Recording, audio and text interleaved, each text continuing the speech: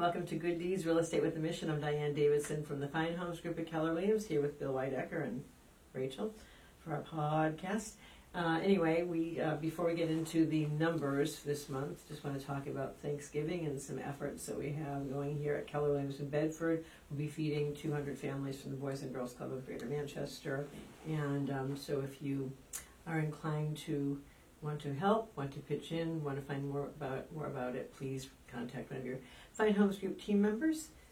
Also, in Boston, we'll be feeding at least 50 families, and more to come on that. So, speaking of Boston, we do have team boots on the ground in the Eastern Massachusetts area, and now a new team member in Keene, Michelle Wright. Very pleased and honored to have her on our team.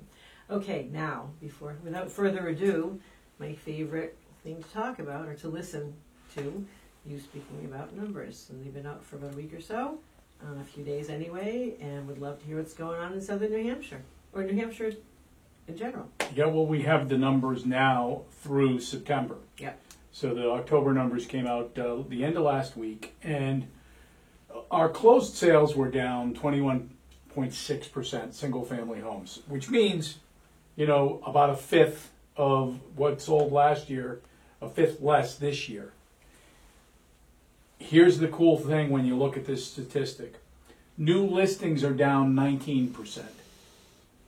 So closed sales are down 21%, new listings are down 19%. There is no doubt in my mind that if we had more listings, we would have more sales. Because we track these numbers every day. You and I are looking at the last 7 days of activity. And the reason we look at 7 days is we sort of take all the wobbles of a week out of that market. More listings come on at the end of the week.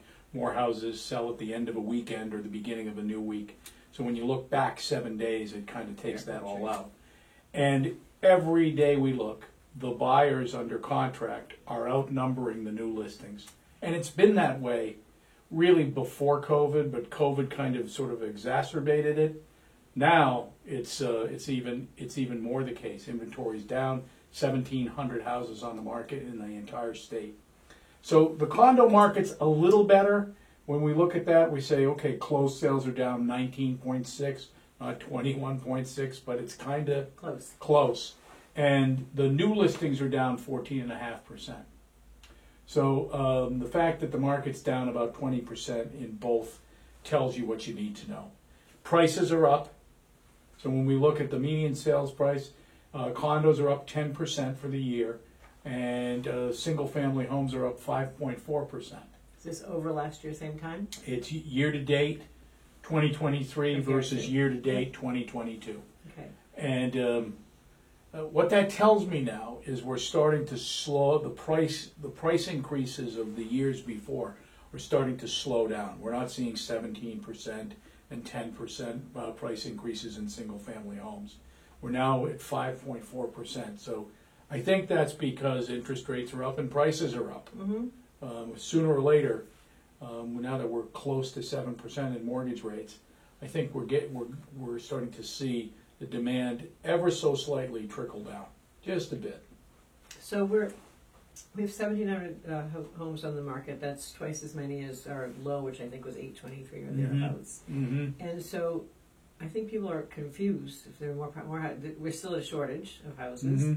Yet the average time on market is longer than it had been, correct? And there are more price reductions. Yeah. So if you go to look at days on market, year to date, the days on market this year is 27.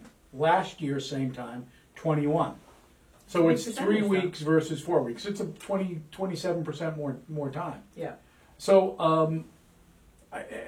I do believe that's a function of the fact that sooner or later, as prices escalate in any market, there is going to be some kind of a pause where the buyers in mass sort of say, maybe that's more than I can pay. I know when you say in mass, you don't mean the state, you mean as a group, as a large group. Yes. Yeah. Okay. So, and the same thing is the case when I look at days on market in condos. 21 days last year, 28 days this year. So 1 day greater, but it's about the same thing. And month's supply, we're a month and a half of supply. And do you think because when we're seeing more price reductions, there's some correlation there. So in other words, people come on at an ambitious price.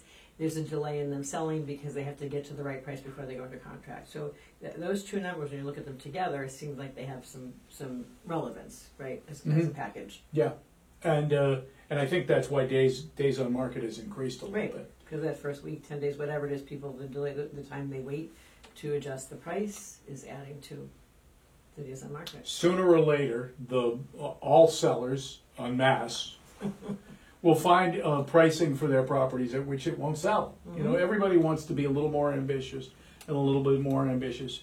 You know, it's a generalization, but we see it. Sure. And sooner or later, that number reaches a stopping point. Yeah. I will say, though, very positive for this area. Again, in Realtor.com, they come up with the 10 hottest markets in the country. While neither Greater Manchester, meaning all the surrounding zip codes, nor Nashua or Concord were number one, but they were all in the top 10. And that's saying something. There's a huge demand in this area. People want to live here. Affordability is cited every time. So relatively speaking, it's very affordable, and yet the median price has gone way up in the last few years. Yeah, big time. Yeah. And back to the price adjustments.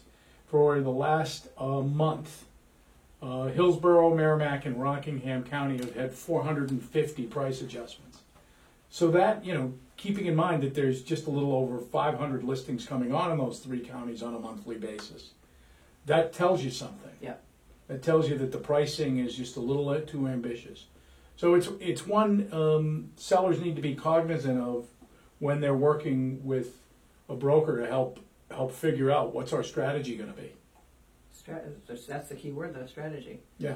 Understanding what kind of action creates the reaction that you want, response to the public. Okay. I know you're interested, but Rachel doesn't seem very interested at all. She's a little camera shy. She feels very calm about it. She doesn't worry about the market. Yeah. Okay. At peace with the numbers. Good. Okay. Well, thank you. Anything else you want to add, or we covered it all for this month? No, I'm Same time next month?